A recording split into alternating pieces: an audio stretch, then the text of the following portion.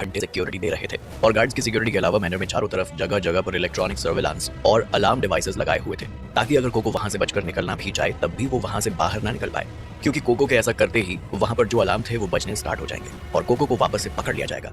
इस वक्त ये कहा जा सकता था कि कोको के रूम में एक मक्खी भी बिन कपूर्स की परमिशन के अंदर नहीं जा सकती थी, तो किसी इंसान के अंदर जाने की तो बात ही बहुत दूर की थी।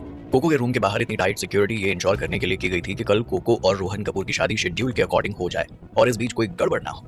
कोको जो इस वक्त रूम में बंद थी वो अपने चारों तरफ की विंडोज और दरवाजों की तरफ ले गई, लेकिन वो बिल्कुल टाइटली लॉक थे। इन विंडोज पर बुलेट प्रूफ ग्लास लगे हुए थे जिसे ना तो तोड़कर अंदर आया जा सकता था और ना ही बाहर जाया जा सकता था। कोको इस वक्त इसी बात का रिग्रेट कर रही थी कि उसने इन सब के बारे में कार्तिक को क्यों बताया।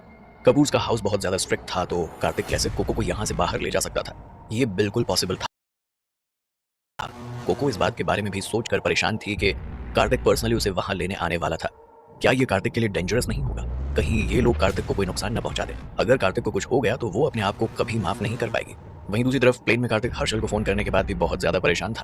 कार्तिक यही सोच रहा था कि कपूर्स के सामने अपनी फैमिली की आइडेंटिटी का यूज करके कहीं वो गलती तो नहीं कर रहा है, क्योंकि कार्तिक इन छोटे छोटे मुद्दों में अपनी फैमिली को नहीं लाना चाहता था। हालांकि कपूर्स को झुकाने के लिए और कोको को वहां से छुड़ाने के लिए कार्तिक मित्तल फैमिली की पावर्स को यूज करके कोई गलती नहीं कर रहा था। कार्तिक इस वक्त ये सोचकर भी परेशान था कि कहीं रोहन कपूर जिससे कोको की शादी होने वाली है वो एक बुरा इंसान निकला और उसने कोको के साथ कुछ गलत कर दिया या परेशान किया तो। और अगर कार्तिक के पहुंचने से पहले रोहन कपूर ने कोको को वहां से बाहर निकलने का मौका ही नहीं दिया तो, और अगर कोको ने भी वहां से निकलने के लिए अपनी रूम की विंडो के ग्लास को तोड़ने की कोशिश की तो कोको पक्का किसी मुसीबत में फंस जाएगी। इसीलिए कोको का भी वहां से निकलना बिल्कुल इम्पॉसिबल था। ये सोचकर कार्तिक चौहान अंकल को कॉल करने के लिए वापस अपने रूम की तरफ चला गया। कार्तिक इस वक्त ये चाह रहा था कि जब तक वो खुद कोको के मैनर तक ना पहुंच जाए तब तक कोई भी कपूर्स को इस बारे में ना बताए और ना ही उन्हें कार्तिक की बात मानने के लिए फोर्स करे। कार्तिक वापस बाहर की तरफ आया तब भी मैगी और विवान मैप के अकॉर्डिंग अपने प्लान के बारे में डिस्कस कर रहे थे। तभी कार्तिक ने मोना को देखते हुए कहा, मेरे पास एक आइडिया है। मुझे लगता है कि हमारा ईस्ट और वेस्ट से उन लोगों पर अटैक करना बेस्ट रहेगा। और जैसे जैसे कार्तिक ने ये बात कही सारे लोग कार्तिक की तरफ देखने लगे और उनमें से किसी ने कार्तिक से कहा, बॉस आप क्या कहना चाह रहे हैं? तभी कार्तिक ने अपनी बात को कंटिन्यू करते हुए कहा, जब हम मेरा के ठीक ऊपर पहुंच जाएंगे तब तुम लोग मोना को नीचे जंप करने के लिए कह देना और तुम लोग लैंड कर जाना। जैसे ही वो उनको वहां देखेंगे वहां के सारे गार्ड्स अलर्ट हो जाएंगे और मोना को फॉलो करने लगेंगे और मोना के पीछे पीछे वो लोग दूसरे डायरेक्शन में चले जाएंगे। इससे भले ही हम वहां के सारे गार्ड्स को डिस्ट्रैक्ट नहीं कर पाए पर फिर भी मोस्ट ऑफ द गार्ड्स तो डिस्ट्रैक्ट हो ही जाएंगे और मोना से डिस्ट्रैक्ट होकर दूसरे डायरेक्शन में चले जाएंगे। इसी बात का फायदा उठाकर हम मैनर में एंटर हो जाएंगे और कोको को ढूंढने की कोशिश करेंगे। कार्तिक की बात सुनने के बाद मैगी ने कार्तिक से कहा, पर बॉस मोना पर इस तरह सब कुछ छोड़ना सेफ नहीं है। हम मोना को ये सब अकेले नहीं करने दे सकते। अगर वहां पर कोई एक्सीडेंट हो गया तो हम क्या करेंगे? मैगी की बात सुनने के बाद कार्तिक ने मैगी की तरफ देखते हुए कहा, तुम्हें मोना के बारे में क्या लगता है मैगी? इस वक्त तक कार्तिक मोना को किसी रोबोट की तरह ट्रीट नहीं कर रहा था। कार्तिक को मोना पर पूरा विश्वास था क्योंकि मोना की इंटेलिजेंस जीरो की वजह से ही थी और इसीलिए कार्तिक मोना की कैपेसिटी पर पूरा बिलीव करता था और यहाँ तक कि कार्तिक मोना से किसी नॉर्मल पर्सन की तरह बात कर सकता था। तभी मोना ने अपना सिर हाँ में हिलाते हुए कार्तिक से कहा, बॉस ने अब तक जो अरेंजमेंट्स किए हैं उन सब की सक्सेस रेट हाईएस्ट रही है और मैं भी अपने बॉस का काम अच्छे से कर सकती हूँ। मोना की बात सुनकर कार्तिक ने मोना से कहा, वेरी गुड मोना, तो चलो मिलकर अपना काम पूरा करते हैं। कार्तिक की बात सुनकर विवान ने सरप्राइज होते हुए कार्तिक से कहा, बॉस क्या आपको ये सोचकर बिल्कुल भी डर नहीं लग रहा है कि मोना इन सब की वजह से किसी प्रॉब्लम में फंस सकती है? विवान अभी मोना की ट्रू आइडेंटिटी के बारे में नहीं जानता था, इसीलिए जब उसने कार्तिक के अरेंजमेंट्स के बारे में देखा तो वो बहुत ज्यादा सरप्राइज हो गया था। तभी कार्तिक ने विवान से कहा, मोना बाकी सबसे डिफरेंट है और इसकी कैपेसिटी भी बाकी लोगों से डिफरेंट है। मोना को कोई प्रॉब्लम नहीं होगी, वो बिल्कुल ठीक रहेगी और सबसे इंपॉर्टेंट बात, मोना सेल्फ डिस्ट्रक्ट है, इसलिए नाइटिंग लो ये अपना काम अच्छे से संभाल लेगी। और जैसे ही विवान और बाकी सारे लोगों ने कार्तिक की ये बात सुनी तो वो सारे लोग हैरान रह गए, जैसे उनके जबड़े अभी जमीन पर गिरने वाले, और उन्होंने हैरानी में कार्तिक से कहा, बॉस सेल्फ डिस्ट्रक्ट? विवान और बाकी सारे लोगों को इस बारे में पता नहीं था कि मोना एक्चुअली में कौन थी और ये सारे लोग इस बात को समझ नहीं पा रहे थे कि इतनी खूबसूरत लड़की अपने आप को एक्सप्लोर कैसे कर सकती है। तभी कार्तिक ने विवान और बाकी सारे लोगों को स्माइल करते हुए मोना के बारे में सब कुछ एक्सप्लेन करके बताया। तब जाकर इन सारे लोगों को रियलाइज हुआ कि यहाँ पर चल क्या रहा है। विवान और बाकी सारे लोग मोना को बहुत ही क्यूरियस होते हुए देखने लगे। ये बात किसी ने भी नहीं सोची थी कि ये खूबसूरत लड़की एक बायोनिक रोबोट थी। कार्तिक को मोना पर पूरा कॉन्फिडेंस था।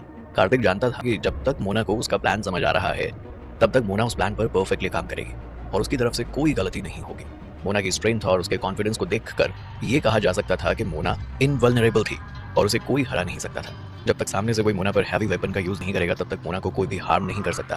इससे कोई फर्क नहीं पड़ता कि कपूर्स कितने ज्यादा पावरफुल हैं, क्योंकि वो चाहे जितने पावरफुल क्यों ना हो वो अपने मैनर में हैवी वेपन्स बिल्कुल भी नहीं रखेंगे और ना ही इतने टाइम में वो कहीं से हैवी वेपन अरेंज कर पाएंगे। और अगर खुद अनएक्सपेक्टेड हो भी जाता है तो इस सिचुएशन में मोना को अपना self destruction command forcefully on करना होगा, जिससे वो वहीं जलकर राख हो जाएगी। पर मोना किसी भी हाल में अपना सीक्रेट किसी के भी सामने एक्सपोज नहीं करेगी। हालांकि ये अफसोस की बात होगी कि मोना को अपने सीक्रेट को एक्सपोज होने से रोकने के लिए खुद को डिस्ट्रैक्ट करना पड़ेगा। और इसके अलावा कार्तिक के लिए ये भी बहुत पिटिफुल होगा क्योंकि कार्तिक ने मोना की बॉडी को बनाने के लिए उस पर 5 बिलियन से भी ज्यादा रुपीस खर्च किए थे। हालांकि कार्तिक के लिए ये अमाउंट कोई बड़ी बात नहीं थी, इसीलिए कार्तिक इतने से रुपए के लिए और मोना को सेव करने के लिए खुद को सैक्रिफाइस नहीं कर सकता था। और अगर फ्यूचर में वहां पर मोना को कुछ भी हो गया तो कार्तिक को सिर्फ उसकी बॉडी ही चेंज करनी पड़ेगी और उसके क्लाउड स्टोरेज में बैकअप आर्टिफिशियल इंटेलिजेंस कोर को इंस्टॉल करना होगा। पर इन सब के लिए कार्तिक को 5 बिलियन रुपीस और स्पेंड करने होंगे। हालांकि जब इसकी प्रोडक्शन लाइन का काम पूरा हो जाएगा इसकी प्राइस भी कम हो जाएगी। ऑपरेशन प्लान को अरेंज करने के बाद कार्तिक ने अपने फोन में टाइम देखा, पर अभी भी डेस्टिनेशन पर पहुंचने में 1 घंटे से ज्यादा का टाइम लगने वाला था। टाइगर सिक्योरिटी गार्ड्स इस टाइम को अच्छे से यूज करना चाहते थे, इसलिए उन्होंने इस टाइम को यूज करने के लिए रेस्ट करना सबसे सही समझा। 1 घंटे में टाइगर सिक्योरिटी गार्ड्स रेस्ट करके अपनी बॉडी को बेस्ट कंडीशन में लाना चाहते थे ताकि उन्हें आगे जरूरत भी पड़े तो वो अपनी पावर का अच्छे से यूज कर सके। कोको जो इस वक्त कपूर्स के उस आलिशान मैनर में बंद थी वो अभी भी कार्तिक के आने का वेट कर रही थी, पर जितना ज्यादा वो कार्तिक के बारे में सोच रही थी उतना ही ज्यादा उसे इस बात का रिग्रेट हो रहा था कि उसने कार्तिक को यहाँ पर बुलाया, क्योंकि उसकी वजह से कार्तिक की जान खतरे में पड़ सकती थी। कोको एक बार फिर से कार्तिक को कांटेक्ट करना चाहती थी और कांटेक्ट करके कार्तिक से ये कहना चाहती थी कि वो उसे बचाने के लिए यहाँ ना आए, पर कोको का फोन तो ऑलरेडी उन लोगों ने कोको से छीन लिया था, इसीलिए कोको चाहकर भी कार्तिक को कॉल नहीं कर सकती थी। कोको के पास इस वक्त अपना फोन तो था ही नहीं, पर साथ में उसके रूम में किसी भी तरह का फिक्स फोन भी नहीं था और ना ही कोई कंप्यूटर या लैपटॉप था। वो हर एक चीज जिससे कोको बाहर की दुनिया से कम्युनिकेट कर सकती थी उसे कपूर्स के आदमियों ने कोको के रूम से हटा दिया था। हालांकि इस वक्त कोको जिस रूम में थी वो एक सुपर लग्जरियस रूम था। यहाँ पर हर तरह की फैसिलिटी थी, पर फिर भी कोको के लिए ये रूम किसी जेल से कम नहीं था और यहाँ उसका दम घुट रहा था। इस वक्त तक काफी रात हो चुकी थी, पर कोको की आंखों में जरा सी भी नींद नहीं थी।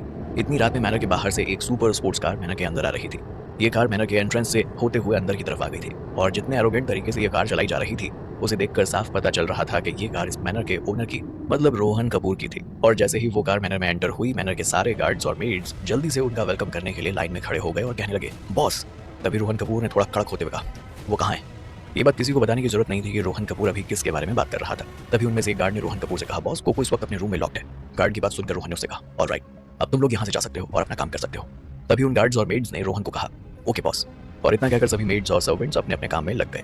हालांकि इस वक्त काफी रात हो चुकी थी, पर फिर भी ये लोग काफी ज्यादा बिजी थे क्योंकि कल रोहन कपूर की शादी कोको से होने वाली थी और फाइनली लोकेशन भी यहीं की थी, इसीलिए मेड्स यहाँ के फाइनल अरेंजमेंट्स करने में अभी बहुत बिजी थी। रोहन कपूर ने बहुत ज्यादा ड्रिंक कर रखी थी और वो इस हालत में कोको के रूम की तरफ चला गया। कोको के रूम के बाहर इस वक्त 2 गार्ड्स खड़े हुए थे और जैसे ही उन गार्ड्स ने अपने बॉस को कोको के रूम की तरफ आते हुए देखा वो तुरंत अपने बॉस के सामने झुक गए। तभी रोहन ने उन गार्ड्स को ऑर्डर देते हुए कहा, ओपन द डोर। तभी उन गार्ड्स ने अपने बॉस से कहा, यस बॉस। और अपने बॉस की बात सुनकर उन दोनों में से किसी भी गार्ड ने आगे पूछने की हिम्मत नहीं की और जल्दी से कोको के रूम का दरवाजा ओपन कर दिया। अब क्या होने वाला था कोको के साथ? क्या कार्तिक बचा पाएगा कोको को? जानने के लिए सुन चला आ रहा था और रोहन के कहने पर वहां खड़े हुए गार्ड्स ने कोको के रूम के दरवाजे को ओपन करने के लिए रूम की कीज निकाली थी। अपने बॉस की बात सुनकर उन दोनों में से किसी भी गार्ड ने उससे आगे कुछ भी पूछने की हिम्मत नहीं की और जल्दी से कोको के रूम का दरवाजा ओपन कर दिया। जापान देश में स्पेशली रिच और अपर क्लास लोगों में शादी पूरे रीति रिवाज और ट्रेडिशन के अकॉर्डिंग की जाती थी और यहाँ के रूल्स ट्रेडिशंस जिन कपल की शादी होने वाली थी वो कपल्स शादी के जस्ट एक दिन पहले एक दूसरे से नहीं मिल सकते थे। पर अब जब इस मैनर के मालिक और कपूर फैमिली के बेटे रोहन कपूर ने कोको से मिलने के लिए यहाँ के मेड्स से कहा तो उनमें से किसी ने भी रोहन कपूर को कोको से मिलने के लिए मना करने की हिम्मत नहीं की। हालांकि रॉयल फैमिली के वो सारे लोग जो कोको के साथ थे वो भी इसी मैनर में रुके हुए थे, पर रॉयल फैमिली के इन लोगों को इस मैनर के किसी भी रिमोट कॉर्नर रूम में पहले ही भेज दिया गया था और इसीलिए कोको के फैमिली मेंबर्स को इस बारे में कोई आइडिया नहीं था। तभी रोहन कपूर ने कोको के रूम के डोर को पुश करके खोल दिया और कोको जो इस वक्त अपने रूम में बैठी हुई थी उसने जैसे ही देखा कि रोहन कपूर नशे की हालत में इतनी रात को उसी के कमरे में जबरदस्ती चला आ रहा है तो ये देखकर कोको शॉक्ड हो गई और जल्दी से बेड से खड़ी हो गई। तभी उसने पैनिक होते हुए रोहन से कहा, तुम यहाँ क्यों हो गए? तुम इस वक्त मुझे नहीं मिल सकते।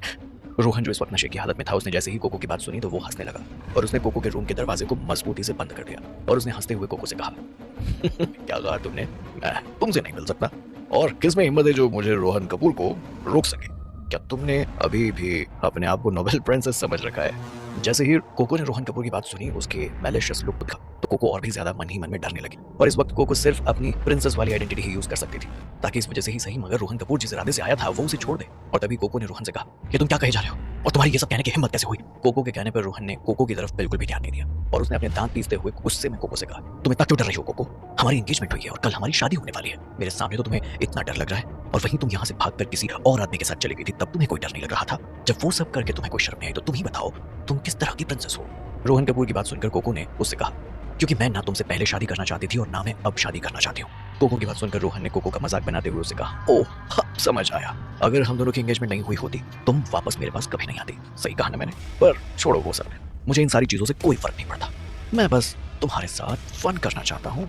और इतना कहकर रोहन कोको की तरफ बढ़ने लगा। रोहन कपूर को अपने इतना करीब आते हुए देखकर कोको बहुत ज्यादा डर गई और उसने अपने हाथों से अपने आप को कवर कर लिया। तभी कोको ने रोहन कपूर से कहा, तुम आगे क्या चाहती हो मुझसे? रोहन की आंखों में इस वक्त एक अलग ही जुनून सा बात था। तभी रोहन ने हंसते हुए कोको से कहा, क्या लगता है तुम्हें? जब कोको ने रोहन को नशे में धुत खुद की तरफ आते हुए देखा तो वो समझ गई थी कि रोहन उसके साथ कुछ गलत करने वाला है। तभी कोको खुद को रोहन से प्रोटेक्ट करने के लिए रूम के कॉर्नर में जो ड्रेसिंग टेबल थी वहां छिप गई और खुद को चेयर से ब्लॉक करते हुए रोहन से कहा, मैं अभी तक तुम्हारी कपूर फैमिली का हिस्सा नहीं बनी हूँ और ना ही मैं अभी तक तुम्हारी वाइफ बनी हूँ, इसीलिए मुझे टच करने के बारे में सोचना भी मत। रोहन को कोको की बात से कोई भी फर्क नहीं पड़ा। उसने हंसते हुए कोको से कहा, अगर ये आज नहीं हुआ तो कल हो जाएगा, पर होकर रहेगा और यही तुम्हारी किस्मत है जिसे कोई बदल नहीं सकता। और इतना कहकर रोहन ने कोको की तरफ झपट्टा मार दिया। रोहन को खुद तक पहुंचने से रोकने के लिए कोको ने अपनी पूरी स्ट्रेंथ लगा दी और रोहन की तरफ चेयर को पुश करने लगी ताकि कोको रोहन को खुद के करीब आने से रोक सके। और कोको रोने चिल्लाने लगी, प्लीज कोई मेरी हेल्प करो, कोई मेरी हेल्प करो प्लीज। कोको को इस तरह रोते चिल्लाते हुए देखकर रोहन ने कोको से तेज आवाज में कहा, अब बस भी करो, तुम्हारे चिल्लाने का कोई फायदा नहीं, इसीलिए अब अपने मुंह से एक शब्द बाहर मत निकालना। तुम चाहे जितना भी चिल्ला लो, तुम्हारी आवाज इस कमरे के बाहर बिल्कुल नहीं जाने वाली। तुम्हें आज मुझसे कोई नहीं बचा सकता। रोहन की बात सुनकर कोको ने शॉक होते हुए उससे कहा, तुम पागल हो गए, प्लीज मुझे जाने दो यहाँ से। तभी रोहन ने कोको से कहा, हाँ मैं पागल हो गया हूँ और मैं तब से तुम्हारे पीछे पागल हूँ जब से मेरी नजर तुम पर पड़ी है। तुम सिर्फ मेरी हो कोको और तुम आगे भी मेरी ही रहोगी। तुम्हें मुझसे कोई नहीं छीन सकता। पहले ही तुमने उस कार्तिक के साथ जाकर सही नहीं किया और अब जब तुम मेरे पास हो तो ये मौका मैं अपने हाथ से नहीं जाने दूंगा। आज तुम्हें मेरे साथ टाइम बिता नहीं होगा। और जब कोको ने देखा कि रोहन सच में उसके करीब आ गया है तो उसने रोहन से कहा, मैंने तुम्हें कभी पसंद नहीं किया और ना ही कभी तुमसे प्यार किया है, इसलिए तुम मुझे कभी भी हासिल नहीं कर सकते हो। Now get out from here. और इतना कहकर कोको ने अपनी पूरी पावर लगाकर चेयर को धकेला और उसे जल्दी से रोहन के सिर पर दे मारा। कोको के ऐसा करने की वजह से रोहन ने दोनों हाथों से अपना सिर कवर कर लिया और 2 कदम पीछे चला गया। और जब रोहन ने अपने सिर पर से हाथ उठाया तो उसने देखा कि उसके हाथों पर बहुत सारा ब्लड आ गया था। कोको को रोहन पर इतना गुस्सा आया कि वो रोहन को तब तक मारना चाहती थी जब तक कि उसके सिर के कई हिस्से ना हो जाए। ड्रिंक करने के बाद से रोहन पहले से ही बहुत क्रेजी बिहेव कर रहा था, पर जैसे ही कोको ने रोहन के सिर पर वो चेयर दे मारी वहां से खून आने शुरू हो गए। तो उसके बाद रोहन गुस्से से पागल ही हो गया। तभी उसने कोको पर गुस्सा करते हुए और चिल्लाते हुए उससे कहा, तुम्हारी हिम्मत कैसे हुई तुम मुझे रोहन कपूर को मारने की? तुमने हिम्मत की। अब मैं तुम्हें बताऊंगा कि तुमने मुझे मारकर कितनी बड़ी गलती की है। तुम्हें आज इसके परिणाम भुगतने होंगे। आज तुम्हें मुझसे कोई नहीं बचा सकता, कोई भी नहीं। और इतना कहकर रोहन एक बार फिर से कोको की तरफ जाने लगा। उसे बहुत ही अजीब तरीके से घूरने लगा और कोको ने जब देखा कि उसके मारने की वजह से रोहन के सिर से खून निकलने लग गया है, ये देखकर कोको बहुत ज्यादा डर गई। कोको के हाथ कांपने लग गए और उसके बाद वो बहुत ज्यादा देर तक उस चेयर को पकड़ नहीं पाई और चेयर जोर से नीचे गिर गई। और जब कोको ने देखा कि रोहन उसी की तरफ आ रहा है तो कोको ने घबराते हुए उसे चकमा देने की कोशिश की। रूम बहुत ज्यादा बड़ा था और इस वक्त रूम का दरवाजा भी टाइटली लॉक था, इसीलिए कोको के पास रोहन को चकमा देने के अलावा कोई और ऑप्शन नहीं था। पर कोको चाहकर भी रूम में ज्यादा देर तक खुद को छुपा कर रख नहीं सकती थी, चाहे भले ही रूम कितना भी बड़ा क्यों ना हो। कोको अब नहीं तो थोड़ी देर बाद रोहन के हाथ तो लग ही जाती। रूम के बाहर जो गार्ड्स खड़े थे वो भी इस वक्त अंदर के आवाज को सुन सकते थे, पर रूम के अंदर की आवाज को सुनने के बाद भी वो लोग ऐसे रिएक्ट कर रहे थे जैसे उन लोगों ने कुछ सुना ही ना हो। और फिर वापस वो गार्ड्स रूम के बाहर खड़े होकर अपनी गार्ड वाली ड्यूटी करने लग गए। पर तभी मैनर के बाहर एक अजीब सी आवाज सुनाई देने लगी और उस आवाज को सुनकर मैनर के कुछ गार्ड्स बाहर आकर आसमान की तरफ देखने लगे। और तभी उन गार्ड्स की नजर आसमान में उड़ते हुए एयरप्लेन पर पड़ी जिसकी बन रही थी। पर उन गार्ड्स ने उस एयरप्लेन पर ज्यादा ध्यान नहीं दिया और वापस अपनी जगह पर आ गए और अपनी गार्ड्स की ड्यूटी पूरी करने लग गए। हालांकि जब प्लेन मैनर के ऊपर से जा रहा था तो इस बात पर किसी का भी ध्यान नहीं गया था कि टाइगर सिक्योरिटी गार्ड्स का एक ग्रुप वहां से अंधेरे में जंप लगाकर नीचे आ रहा था। कार्तिक इस वक्त अपने साथ टाइगर सिक्योरिटी गार्ड्स को भी लेकर आया था और वहीं मैगी, विवान और बाकी सारे लोगों ने अपनी पीठ से अपना अपना पैराशूट ओपन कर लिया था और जंप लगाकर प्लेन के कार्गो केबिन से नीचे कूद गए। यहाँ से जंप लगाने से पहले प्लेन का कार्गो केबिन ओपन कर दिया गया था और ये सब इसलिए किया गया था क्योंकि वो लोग इस बात को इंश्योर करना चाहते थे कि इस वक्त जहाँ पर वो लैंड कर रहे हैं वो लोकेशन उनकी डिसाइडेड लोकेशन के अकॉर्डिंग ही है ना। एक्यूरेट लोकेशन होने की वजह से उन्हें फिर से पैराशूट्स के ऑर्डिनरी राउंड्स नहीं लेने पड़ेंगे और ऐसा होने पर जल्दी से किसी को भी उन पर डाउट भी नहीं होगा और वो अपना काम इजीली कर लेंगे। सही डायरेक्शन पर पहुंचने के लिए इन सारे लोगों ने पैराशूट्स का यूज किया था। पैराशूट्स की हेल्प से ये लोग डायरेक्शन गलत होने पर अपना डायरेक्शन इजीली बदल भी सकते थे और ये लोग ऐसा इसीलिए कर रहे थे ताकि ये लोग जल्दी से उस मैनर तक पहुंच सके जहां पर अभी कोको को रखा गया था। मैगी इतने डेंजरस ऑपरेशन में कार्तिक को पार्टिसिपेट करने नहीं दे सकती थी। मैगी जानती थी कि जिस जगह अभी वो लोग जा रहे हैं वो बहुत ज्यादा रिस्की है, इसीलिए मैगी ने कार्तिक को प्लेन में ही वेट करने के लिए कह दिया था। और वहीं मैगी, विवान और बाकी सारे लोग कोको को ढूंढने के लिए निकल गए थे। वहीं प्लेन इस मैनर के एयरपोर्ट रनवे पर लैंड करने वाला था। मोना ने सबसे लास्ट में लैंड किया। मोना की बॉडी बहुत स्पेशल थी। हालांकि मोना की बॉडी साइज मैगी के जैसी ही थी, पर क्योंकि मोना की बॉडी मेटल से बनाई गई थी इसलिए मोना का वेट बाकी लोगों से डिफरेंट था। प्लेन से पैराशूट की हेल्प से नीचे आने का प्रोसेस बहुत फास्ट था और पैराशूट की हेल्प से वो लोग सही डेस्टिनेशन पर पहुंच भी गए। मोना की सुपर हाई मेटल बोन्स इस बात को इंश्योर करने के लिए थी कि लैंड करने के बाद उसकी बॉडी इंजर्ड ना हो और उसे कोई प्रॉब्लम ना हो। मैगी बाकी सारे लोगों के लैंड कर जाने के बाद वो सारे लोग मैनर के पास ही घुस गए और वहीं मोना भी मैनर के दूसरी साइड लैंड कर गई और लैंड हो जाने के बाद मोना ने अपने दुश्मनों को इंप्रेस करने का प्लान स्टार्ट कर दिया। मोना के बैक साइड पर एक ग्लाइडर लगा हुआ था और जब मोना ग्राउंड के 10 मीटर के दायरे में आ गई तो उसने अपने हाथ से इशारा करते हुए ग्लाइडर से रोप को कट करने के लिए कह दिया था और ऐसा करने से मोना की बॉडी एक कैनन बॉल की तरह जमीन पर आ गई। जोर से कूदने की वजह से एक तेज आवाज के साथ पूरा मैनर हिल गया और इसे देखकर ऐसा लग रहा था जैसे कोई तेज भूकंप आया हो। और जैसे ही मैनर के आसपास गार्ड्स ने ये आवाज सुनी तो वो सारे गार्ड्स उस आवाज का पता लगाने के लिए आवाज वाली साइड में चले गए और रात की वजह से अब तक जो शांति थी वो बिल्कुल गायब हो चुकी थी। क्या लगता है आपको, क्या मोना इन सभी गार्ड्स को डिस्ट्रैक्ट कर पाएगी और क्या मैगी और बाकी सारे गार्ड्स कोको के मैनर में एंटर कर पाएंगे? जोर से कूदने की वजह से आसपास में अब तक जो शांति थी वो अचानक से गायब हो गई और जैसे ही मैनर के आसपास गार्ड्स ने ये आवाज सुनी तो वो सारे गार्ड्स उस आवाज का पता लगाने के लिए आवाज वाली साइड में चले गए और रात की वजह से अब तक जो शांति थी वो बिल्कुल गायब हो चुकी थी। हालांकि इस वक्त मोना की स्पीड बहुत ज्यादा नॉर्मल थी और जैसे ही कुछ गार्ड्स ये आवाज सुनकर बाहर आए तो वो लोग सामने खड़ी मोना को देखकर कुछ रिएक्ट कर पाते उससे पहले ही मोना हवा की रफ्तार से वहां से गायब हो गई और सामने का नजारा देखकर गार्ड्स कुछ समझ पाते उससे पहले ही उसकी आंखों के सामने एकदम अंधेरा छा गया और वो सब अनकॉन्शियस हो गए। अगले ही पल जब ये गार्ड्स अपने सेंसर्स में आए तो वहां पर एक खूबसूरत लड़की मोना को देखकर एकदम हैरान रह गए। इन लोगों को नहीं पता था कि मोना ने ही खुद इनके सामने अपने आप को एक्सपोज किया है। तभी ये गार्ड्स हैरान होकर आपस में एक दूसरे से बातें करने लग गए। तभी उनमें से एक गार्ड ने कहा, ये कौन है? तभी दूसरे गार्ड ने कहा, ये जो लड़की हमारे सामने खड़ी है ये यहाँ पर क्या कर रही है?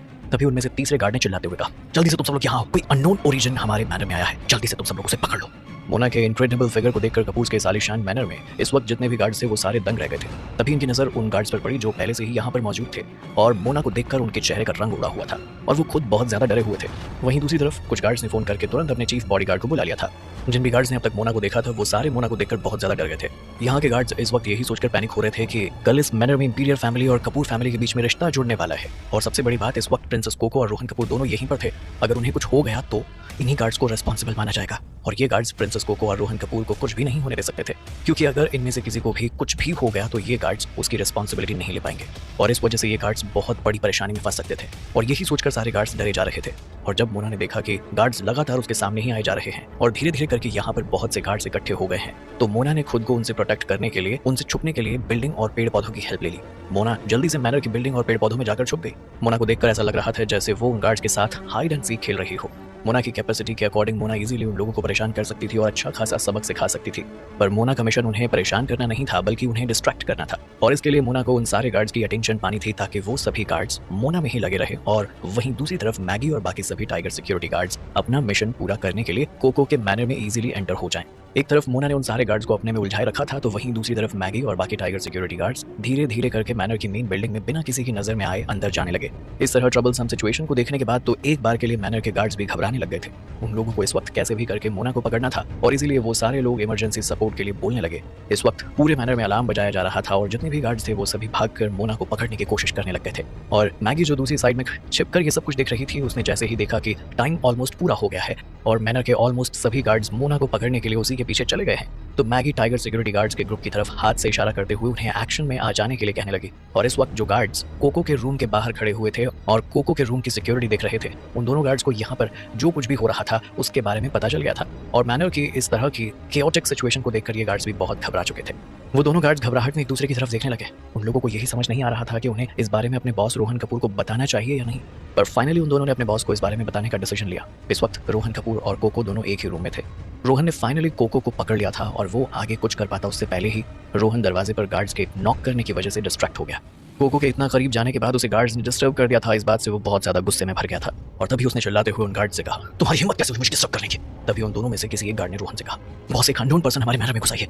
गार्ड की बात सुनकर रोहन ने चिल्लाते हुए कहा, तो क्या हो गया? मैनर के बाहर बहुत से गार्ड्स खड़े हैं, आखिर तुम लोगों को किस चीज के बारे में सोचकर इतना डर लग रहा है? तुम इस वक्त सिर्फ अपने काम पर ध्यान दो और तुम्हारा अभी क्या यही काम है कि तुम चुपचाप इस रूम के बाहर खड़े रहो और याद रहे कि रूम में कोई भी भूल कर अंदर ना आ पाए, वरना मैं तुम्हें छोड़ूंगा नहीं। रोहन की बात सुनकर गार्ड्स ने उससे कहा, ओके बॉस। वो दोनों गार्ड्स जो कोको के रूम के बाहर खड़े हुए थे उन्होंने रोहन की बात सुनने के बाद आगे कुछ भी बोलने की हिम्मत नहीं की और चुपचाप अपने काम में लग गए।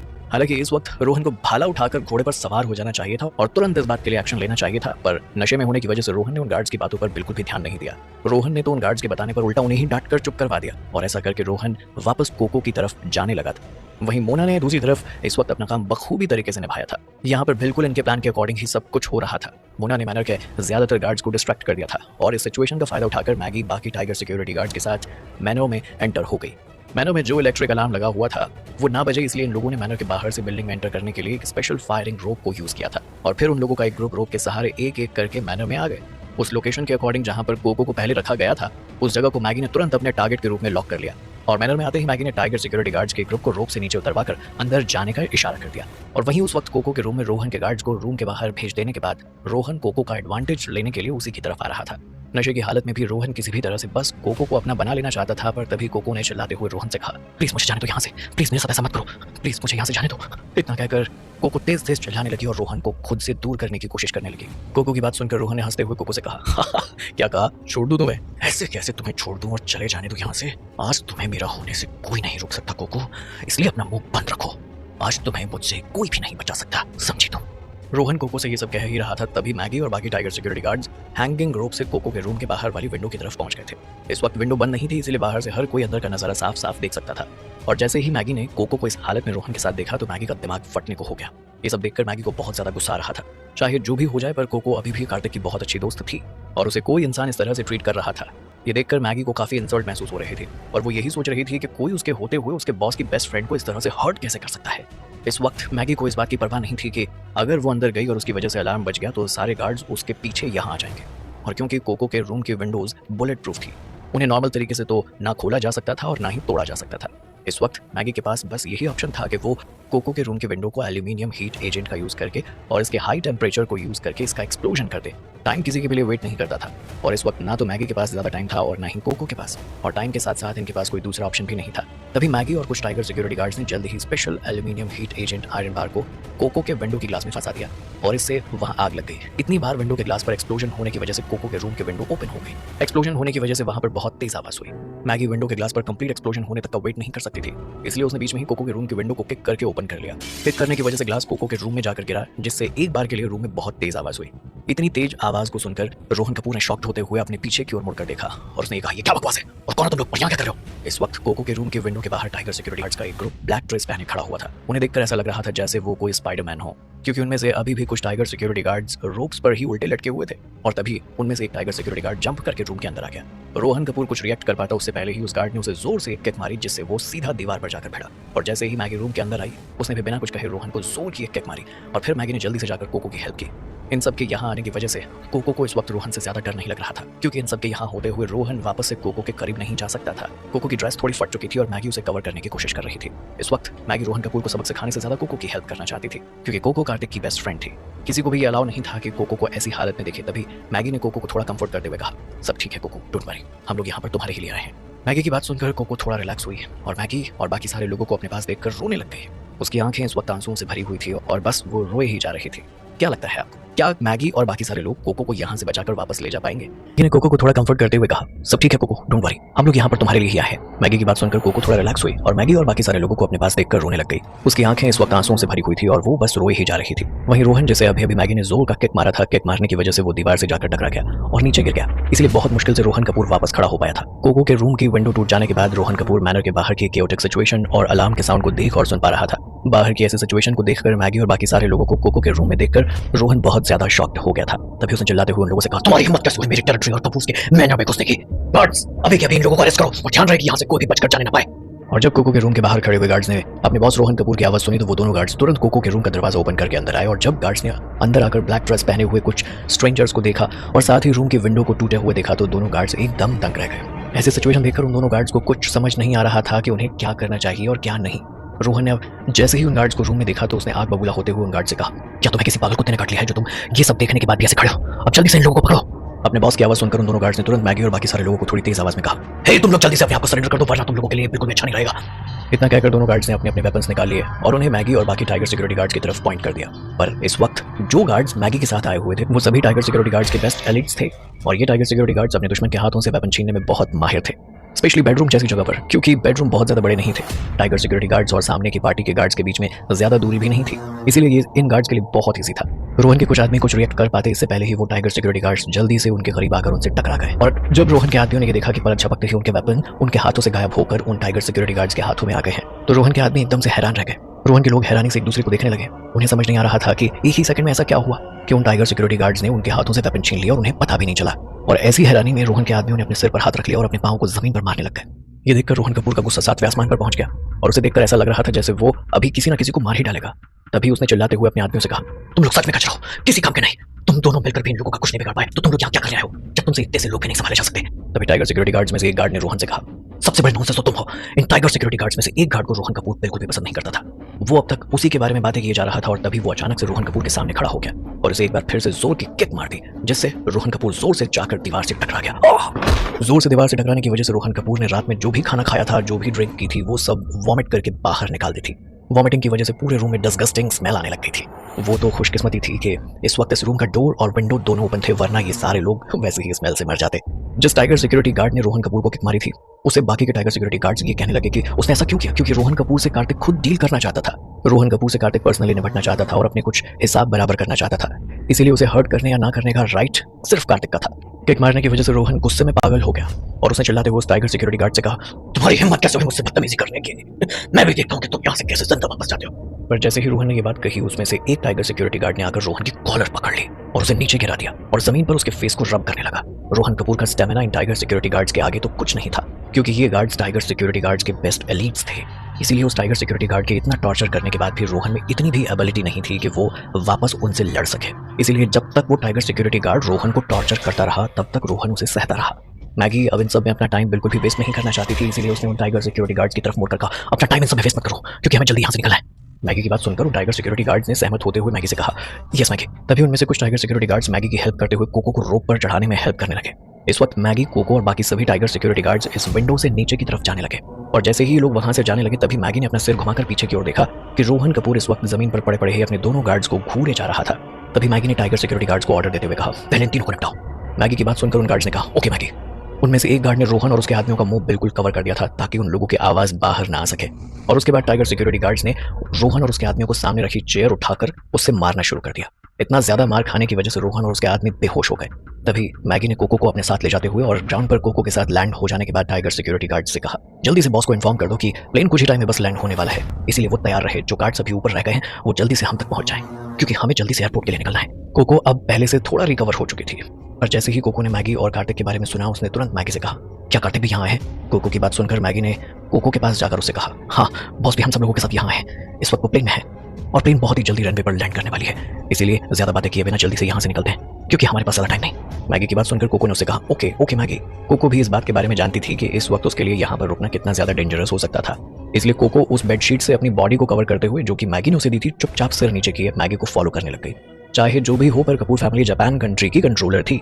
इतनी बड़ी फैमिली होने की वजह से और इतना नाम होने की वजह से इस मैनर की सिक्योरिटी भी बहुत ज्यादा टाइट थी। हालांकि मैनर के मोस्ट ऑफ द गार्ड्स को मोना ने डिस्ट्रैक्ट करके मैनर से दूर भेज दिया था, पर अगर मोना की जगह इस वक्त यहाँ पर कोई और होता तो इस पूरे मैनर के लोगों को डिस्ट्रैक्ट करना उसके लिए इम्पॉसिबल होता। मैनर का एक और पार्ट था जहां पर कुछ इंपॉर्टेंट पोजीशन रखने वाले लोगों को गार्ड किया जाता था, और मैनर के इस हिस्से में इस वक्त बहुत सारे गार्ड्स थे। मैगी और बाकी टाइगर सिक्योरिटी गार्ड्स के लिए मैनर में अंदर आकर कोको को बचाना तो बहुत ईजी था, पर जितना ईजी इन लोगों के लिए मैनर में एंटर होना था, उतना ही टफ यहाँ से बाहर निकलना था।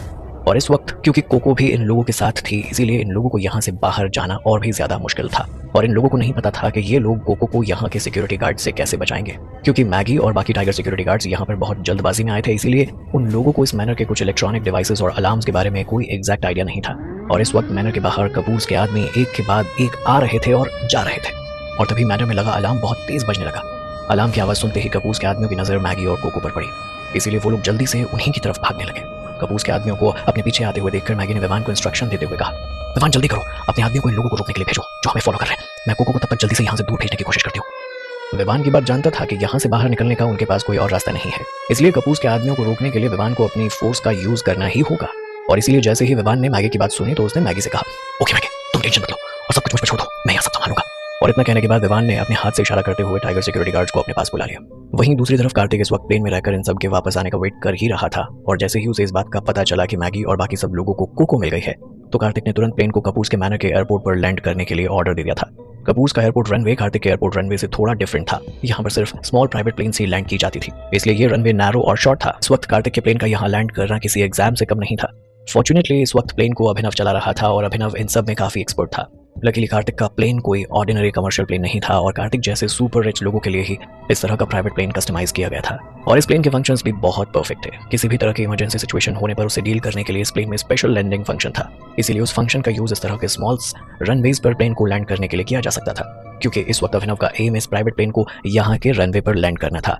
इसीलिए जैसे ही प्लेन के व्हील्स ने ग्राउंड को टच किया, अभिनव ने तुरंत प्लेन के इमरजेंसी ब्रेक सिस्टम को एक्टिवेट कर दिया। अभिनव के ऐसा करने के बाद कार्तिक का प्लेन कपूर्स के रनवे के आखिर में जाकर रुक ही गया। हालांकि अभी भी एक स्मॉल प्लेन को हैंगर से बाहर पुश कर सकता था। फॉर्चुनेटली कॉलिजन की स्पीड उतनी ज्यादा फास्ट नहीं थी, और इसके अलावा कार्तिक का प्लेन पूरे प्लेन्स के कंपैरिजन में स्ट्रांग था, इसीलिए इसकी वजह से रनवे के एक छोटे से हिस्से में होल हो गया था। क्या लगता है आपको, क्या मैगी और बाकी टाइगर सिक्योरिटी गार्ड्स कोको को लेकर कार्तिक के प्लेन तक पहुंच पाएंगे कि ये अभी भी एक स्मॉल प्लेन को हैंगर से बाहर पुश कर सकता था? फॉर्चुनेटली कॉलिजन की स्पीड उतनी ज्यादा फास्ट नहीं थी, और इसके साथ कार्तिक का प्लेन दूसरे प्लेन के साथ कंपैरिजन में स्ट्रांग था, इसीलिए इसकी वजह से रनवे के एक छोटे से हिस्से में होल ही हुआ था। हालांकि कपूर्स के प्लेन को इस वजह से नुकसान हो गया था, क्योंकि वो प्लेन रनवे से बाहर पुश हो गई थी, इसीलिए कपूर्स का प्लेन पूरी तरह से डैमेज हो गया था। जब कार्तिक का प्लेन कपूस के एयरपोर्ट रनवे पर लैंड हो गया था तो उस वक्त वहां खड़े गार्ड्स को भी ये नहीं पता था कि वहां पर आखिर क्या चल रहा था।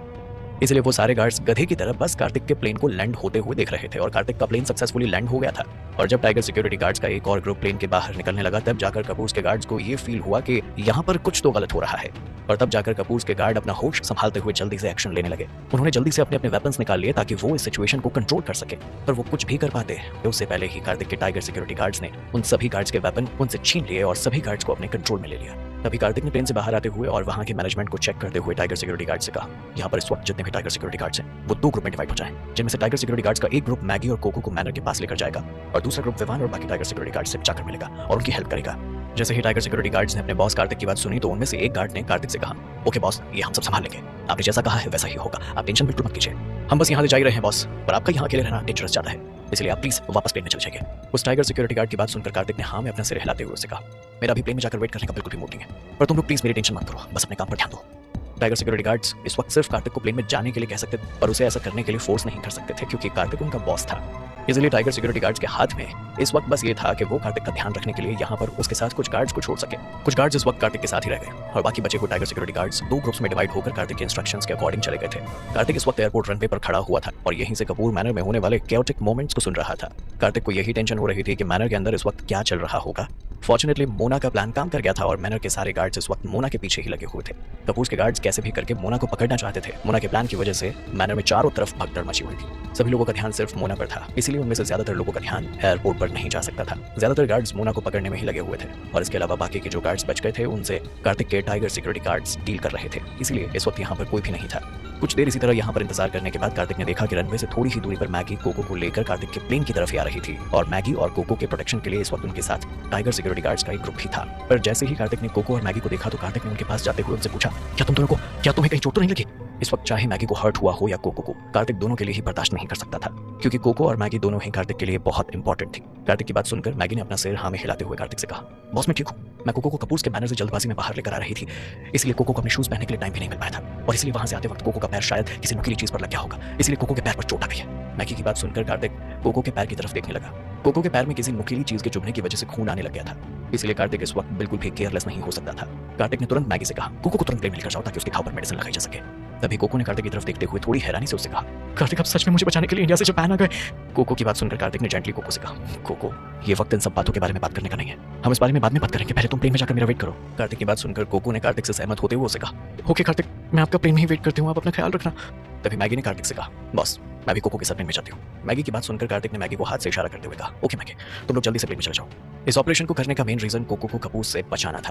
अब जब कोको को कपूस के यहाँ से बचाकर लेकर आया जा चुका है तो ये मिशन आधा तो वैसे ही सक्सेसफुल हो गया था। अब बस विवान और बाकी टाइगर सिक्योरिटी गार्ड्स के आने का वेट किया जा रहा था और मोना का भी वेट किया जा रहा था कि वो सब सेफली वापस आ जाएं। हालांकि ये टास्क का अब तक का सबसे डिफिकल्ट पार्ट था और कपूर के आदमी इन लोगों के बहुत करीब थे और इसीलिए इन लोगों को यहाँ से इजीली जा पाना मुश्किल था।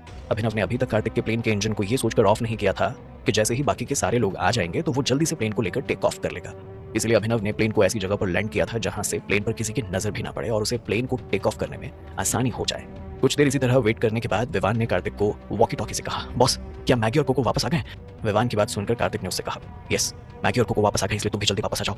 हालांकि तभी विवान ने कार्तिक से कहा, नहीं बॉस मैं ऐसा नहीं कर सकता क्योंकि अभी बहुत सारे लोग हमारा पीछा कर रहे हैं, हम ऐसे वापस नहीं जा सकते हैं। मेरे पास एक आइडिया है बॉस, मुझे लगता है कि आपको पहले कोको को लेकर यहाँ से चले जाना चाहिए और आप हमारी टेंशन बिल्कुल मत लेना बॉस। विवान भी इस वक्त बाकी टाइगर सिक्योरिटी गार्ड्स के साथ ही बाहर गया हुआ था और अभी की सिचुएशन देखकर विवान ने कार्तिक को यहाँ से पहले खुद चले जाने के लिए कह दिया था। विवान की बात सुनकर कार्तिक ने उसे डांटते हुए कहा, क्या बकवास कर रहे हो तुम विवान, और मैं तुम लोगों की परवाह कैसे ना करूं? कार्तिक की बात सुनकर विवान ने कार्तिक को एक्सप्लेन करते हुए उससे कहा, बॉस पहले आप मेरी पूरी बात तो सुनिए, मुझे पूरा कॉन्फिडेंस है कि मैं इन लोगों को चकमा दे दूंगा, इसलिए आप लोग बिना किसी टेंशन के यहाँ से चले जाइए। आपके जाने के बाद हम लोग जापान से बाहर निकलने का कोई ना कोई रास्ता तो ढूंढ ही लेंगे, फिर जल्दी से इंडिया आ जाएंगे।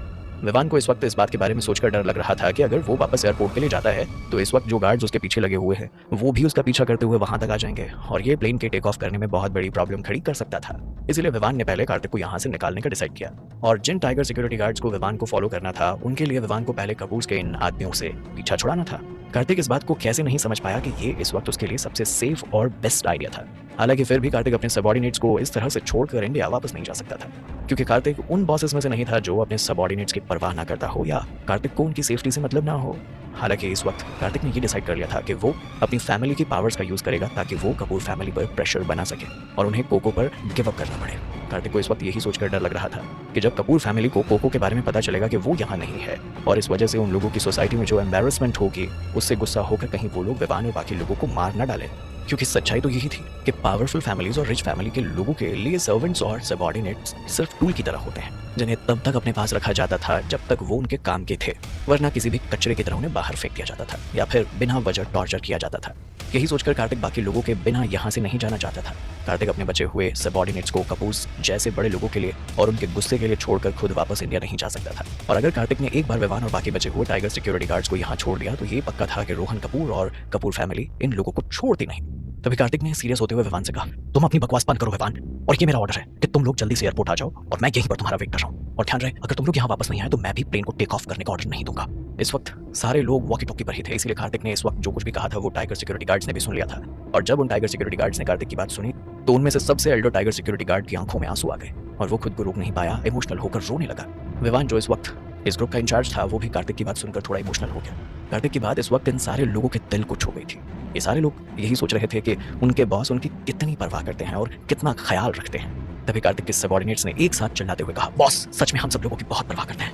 इस वक्त ये टाइगर सिक्योरिटी गार्ड सिर्फ इतना ही बोलकर चुप हो गए और अपने अपने काम में लग गए। इस वक्त ये लोग कार्तिक की बात सुनकर बहुत ही पावरफुल और अच्छा फील कर रहे थे। जो लोग इस वक्त विवान और बाकी टाइगर सिक्योरिटी गार्ड्स के पीछे खड़े थे उन्हें इन लोगों ने अच्छे से घायल कर दिया था ताकि फिर से वो लोग इन लोगों के रास्ते का कांटा ना बने। और इतना कहकर ये लोग कार्तिक के पास वापस जाने लगे और तभी विवान ने बाकी सारे टाइगर सिक्योरिटी गार्ड से कहा, तुम सभी लोग मुझे फॉलो करो। वहीं दूसरी तरफ कार्तिक को इस वक्त सिर्फ विवान और बाकी टाइगर सिक्योरिटी गार्ड्स की ही टेंशन नहीं हो रही थी, बल्कि कार्तिक इस वक्त मोना के बारे में भी सोच रहा था। हालांकि मोना एक रोबोट थी जो फ्यूचर में कार्तिक का पहला ट्रम्प कार्ड होने वाली थी, इसीलिए कार्तिक किसी भी कीमत पर मोना को खोना अफोर्ड नहीं कर सकता था। और कार्तिक के लिए इस वक्त यही बेस्ट था कि मोना सही सलामत कार्तिक के पास वापस लौट आए। क्या लगता है आपको, क्या विवान और बाकी टाइगर सिक्योरिटी गार्ड्स के साथ साथ मोना भी वापस